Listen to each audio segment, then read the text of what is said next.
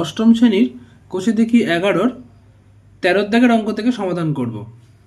দেখো বলেছে জল জমে বরফ হলে আয়তন 10% বৃদ্ধি পায়। এই বরফ গলে জল হলে আয়তন শতকরা কত হ্রাস পাবে হিসেব করে লিখি। তাহলে আমি এমনিতেই জানি যে জল জমে যদি বরফ হয় তাহলে আয়তন বাড়ে। এখানে বলেছে 10% বাড়ে, তাহলে আবার সেই বরফ যদি গলে জল হয় তাহলে কত হ্রাস পাবে সেইটা আমাদের হিসেব করে লিখতে বলেছে। চলো করা যাক। মনে করি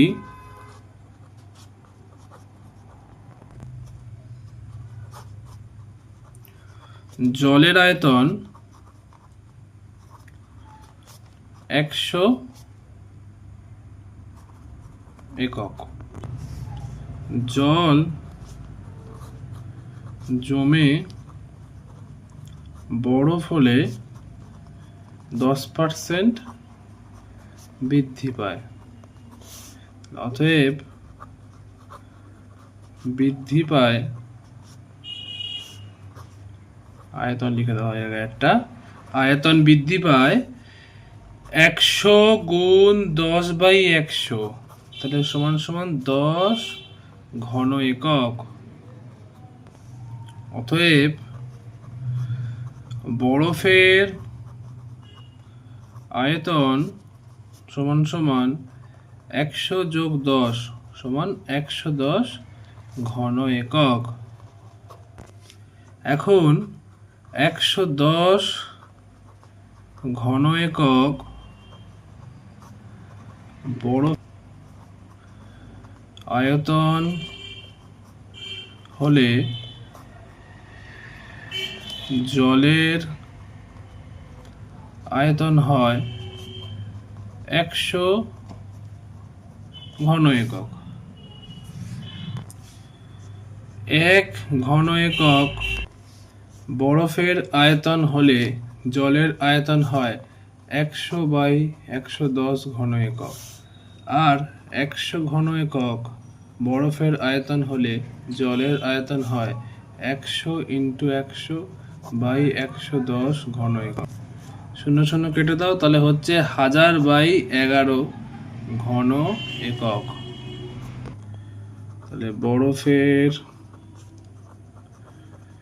আয়তন হ্রাস পায় 100 বিয়োগ 1000/11।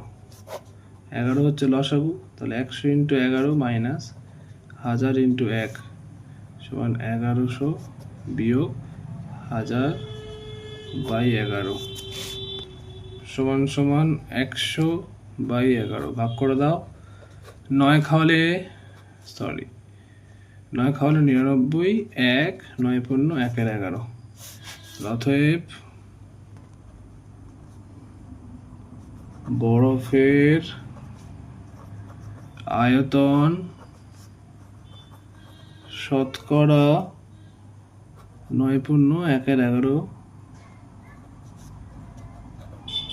হ্রাস পায়। হয়ে গেল এটা 13 দাগের অঙ্ক। ভালো করে দেখে নাও। এবার আমরা করব 14 দাগের অঙ্ক। দেখো কি বলেছে। উৎপল বাবু অধিক ফলনশীল ধান বীজ ব্যবহার করায় ধানের ফলন 55% বৃদ্ধি পেয়েছে, কিন্তু তার জন্য চাষের খরচ 40% বেড়েছে। আগে উৎপল বাবু তার জমিতে 1200 টাকা খরচ করে 3000 টাকার ফলন পেতেন। এখন জমিতে অধিক ফলনশীল ধান বীজ ব্যবহার করায় তার আয় কত পরিমাণ বাড়বে না কমবে তা হিসাব করে দেখি। তাহলে তিনি আগে যা ব্যবহার করতেন তার 55% ফলন বেড়েছে, কিন্তু খরচও বেড়েছে 40%। তাহলে আগে তিনি 1200 টাকা খরচ করতেন, তিনি 3000 টাকার ফলন পেতেন। তো এখন হিসেব করে দেখতে বলেছে যে পরিমাণ বাড়বে না কমবে সেটাকে। চলো অঙ্কটাকে সমাধান করে আমরা দেখে ফেলি কি করা যায়। তাহলে উৎপল বাবু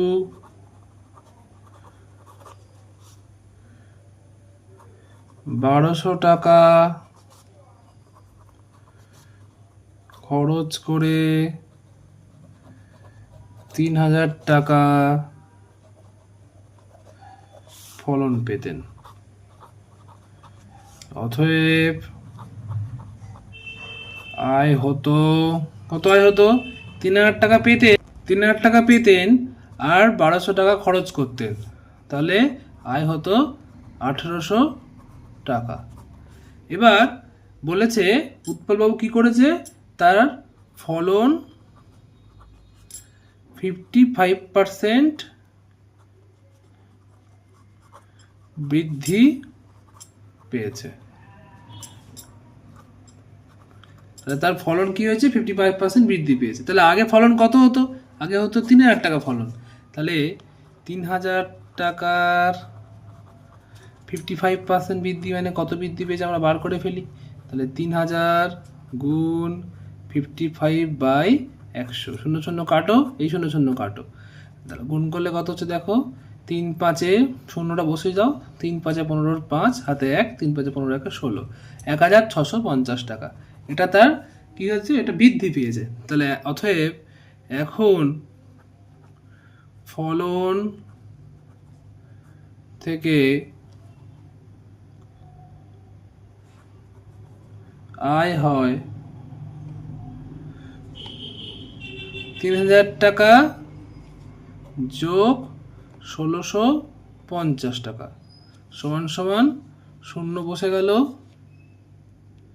5 6 4, 4650।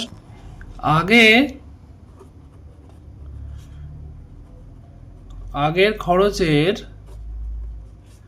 কথা বলেছে 40% বেড়েছে। তাহলে খরচ বেড়েছে, অতএব খরচ বেড়েছে, তাহলে 1200 টাকার 40% সমান 1200 গুণ 40/100,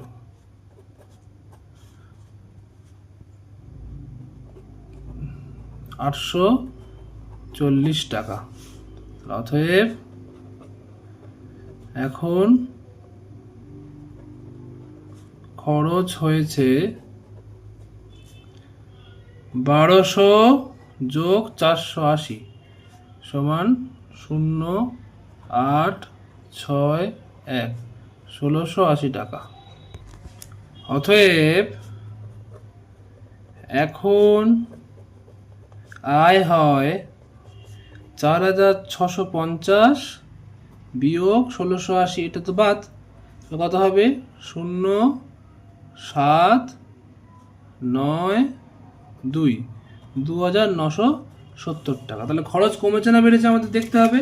দেখো আগে খরচ হতো, আগে আয় হতো 1800 টাকা, এখন আয় হচ্ছে 2970 টাকা, তাহলে নিশ্চয়ই বেড়েছে। তাহলে অতএব খরচ বেড়েছে 2970 বিয়োগ 1800 টাকা সমান সমান 1170 টাকা। এই হলো 14 দাগের অঙ্ক। যদি কারোর বুঝতে সমস্যা হয় অবশ্যই আমাকে জানাবে কমেন্ট করে, তোমাদের বন্ধুদের কাছে আমার এই চ্যানেলটাকে পাঠিয়ে দেবে এবং অবশ্যই সাবস্ক্রাইব করে দেবে।